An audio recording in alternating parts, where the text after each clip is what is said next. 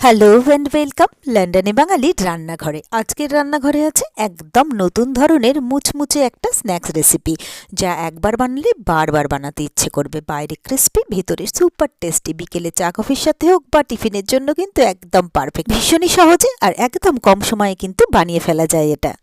তো এটা বানানোর জন্য প্রথমেই আমি নিয়ে নিয়েছি একটা বিটকে আমি ছোটো ছোটো টুকরো করে কেটে মিক্সির মধ্যে আমি ভালো করে একটা পেস্ট করে নিয়েছি। এরপরে একটা বড় প্লেটের মধ্যে আমি এখানে নিয়ে নিয়েছি মেজারমেন্ট কাপের 1 কাপ ময়দা। এরপরে এখানে দিয়ে দিলাম হাফ চামচ নুন আর 2 চামচ তেল দিয়ে দিলাম ময়ানের জন্য। প্রথমে এই সব কিছুকে ভালো করে আমি মেখে নেব।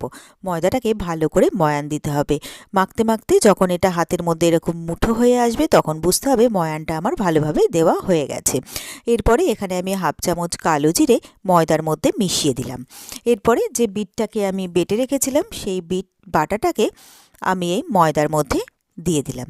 এরপরে এই বিট বাটাটা দিয়ে আমি ময়দাটাকে ভালো করে মেখে নেব। এখানে কিন্তু কোনো রকম জল আমি ব্যবহার করব না। এই বিট বাটাটা দিয়েই আমি পুরো ময়দাটাকে ভালো করে মেখে নিলাম। তো ময়দাটা বেশ সফটভাবে ভালোভাবে মেখে নিয়েছি। এরপরে এর মধ্যে 1 চামচ তেল দিয়ে ময়দার গায়ে ভালো করে লাগিয়ে এটাকে আমি 20 মিনিটের জন্য ঢাকা দিয়ে রেস্টে রেখে দেবো। যতক্ষণে ময়দাটা আমার রেস্টে থাকবে, ততক্ষণে আমি কিছুটা সবজি কেটে নিয়েছি। এখানে আমি অল্প করে নিয়ে নিয়েছি বাঁধাকপি, নিয়ে নিয়েছি একটা লাল বেল পেপার, নিয়ে নিয়েছি গাজর। এগুলোকে সব আমি গ্রেট করে নিয়েছি। নিয়ে নিয়েছি একটা পেঁয়াজ গ্রেট করে, আর একটা সেদ্ধ করা আলু, এটাকেও আমি গ্রেট করে নিয়ে নিয়েছি। এরপরে গ্যাসের মধ্যে কড়াই বসিয়ে দিয়েছি। কড়াইয়ের মধ্যে দিয়ে দিলাম আমি তেল। তেলটা গরম হলে প্রথমে আমি পেঁয়াজটাকে দিয়ে দিলাম। এরপরে পেঁয়াজটাকে আমি কিছুক্ষণের জন্য ভেজে নেব। পেঁয়াজটা ট্রান্সলুসেন্ট হওয়া অবধি আমি ভেজে নিচ্ছি। এরপরে যেই সবজিগুলো আমি গ্রেট করে রেখেছিলাম, বেল পেপার, বাঁধাকপি আর গাজর, সেগুলোকে আমি এর মধ্যে দিয়ে দিলাম। তারপরে দিয়ে দিচ্ছি এখানে স্বাদমতো নুন, দিয়ে দিচ্ছি হাফ টেবিল চামচ গোলমরিচের গুঁড়ো, আর দিয়ে দেবো এখানে আমি 1 চামচ চাট মশলা পাউডার।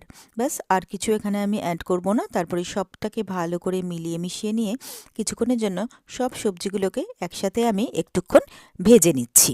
তো এগুলো আমার ভাজা হয়ে গেছে। এরপরে আমি এখানে কিছুটা পনির গ্রেট করে নিয়েছি। তো সেই গ্রেট করা পনিরটা আমি এর মধ্যে দিয়ে দিলাম, আর যে সেদ্ধ করা আলুটা গ্রেট করে রেখেছি সেটাও আমি এর মধ্যে দিয়ে দিলাম। তারপরে সবটাকে একসাথে ভালো করে মিলিয়ে মিশিয়ে নিয়ে আরও একটুক্ষণ এটাকে ভেজে নিচ্ছি। তো এটাকে ভাজা হয়ে গেলে একদম শেষে আমি এর মধ্যে দিয়ে দিচ্ছি একটু চিজ। আর এই চিজ দিলে বাচ্চারা তো ভীষণই খেতে পছন্দ করে, তবে অনেক সময় বড়রা চিজ খেতে চায় না বা খাওয়া ঠিক নয়, তো সেই জন্য এটাকে কিন্তু স্কিপ করাও যেতে পারে। তো সবটাকে মিলিয়ে মিশিয়ে নিয়ে আমি গ্যাসটাকে অফ করে দিলাম। এরপরে এইটাকে একটা প্লেটের মধ্যে ঢেলে একটু ঠান্ডা হতে আমি সময় দিলাম। এদিকে আমার মিনিট 20 হয়ে গেছে। আমি ময়দা থেকে ঢাকনাটা খুলে নিলাম, আর একবার ময়দাটাকে একটু হালকা করে মেখে নিয়ে এবার ময়দাটার থেকে আমি একটা একটা করে ছোট ছোট করে লেচি কেটে নিলাম। তো সবকটা লেচি আমি কেটে নিয়েছি। এরপরে একটা একটা করে লেচি আমি চাকি বেলুনের মধ্যে নিয়ে একটা একটা করে লেচি নিয়ে এটাকে আমি ছোট ছোট করে লুচির মতো গোল গোল করে বেলে নিচ্ছি।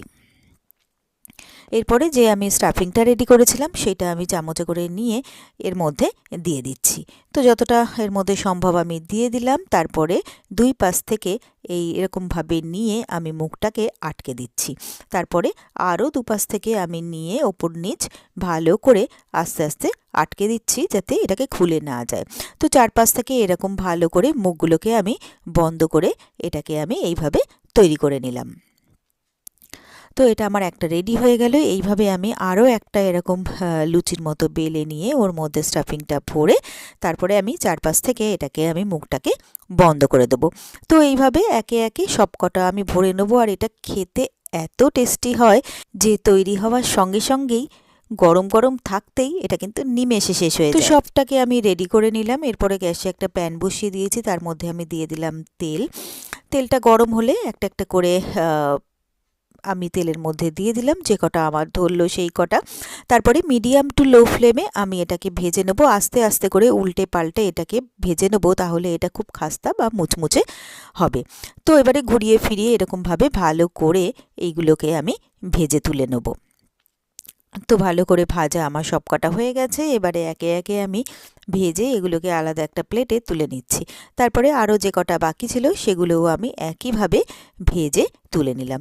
এরপরে একটা সার্ভ করার জন্য সার্ভিং প্লেট নিয়ে নিয়েছি। তো সুন্দর করে সার্ভিং প্লেটে এটা সাজিয়ে দুটো ভাজা কাঁচা লঙ্কা দিয়ে আমি এটাকে সার্ভ করে দিলাম। তাহলে আমার এই দুর্দান্ত স্বাদের রেসিপিটা আপনারাও কিন্তু বাড়িতে ঝটপট বানিয়ে ফেলতে পারেন। আর আমি গ্যারান্টি দিয়ে বলতে পারি এটা ছোট থেকে বড় সকলেই ভীষণ পছন্দ করবে। আর আমার রান্নাগুলো কেমন লাগছে অবশ্যই কিন্তু কমেন্টস করে জানাবেন। ভিডিওগুলোতে লাইক করে প্লিজ আমার সাথে থাকবেন, পাশে থাকবেন। আর আমার চ্যানেলটা যদি আপনারা নতুন দেখতে থাকেন তাহলে প্লিজ চ্যানেলটাকে সাবস্ক্রাইব করে নেবেন আর পাশে থাকা বেল আইকনটা প্রেস করে দেবেন। তাহলে আমার ভিডিওর নোটিফিকেশন আপনারা খুব সহজেই পেয়ে যাবেন।